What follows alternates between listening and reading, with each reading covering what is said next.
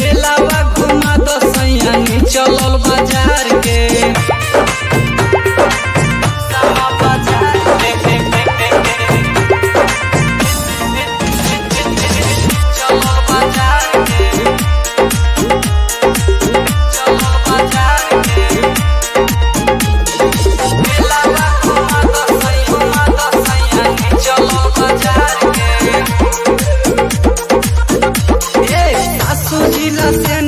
हम ससुर जिला पेड़ा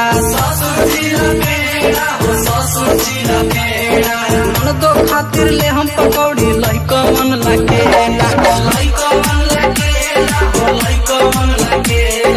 सासुर जिला से नूर ले हम ससुर जिला पेड़ा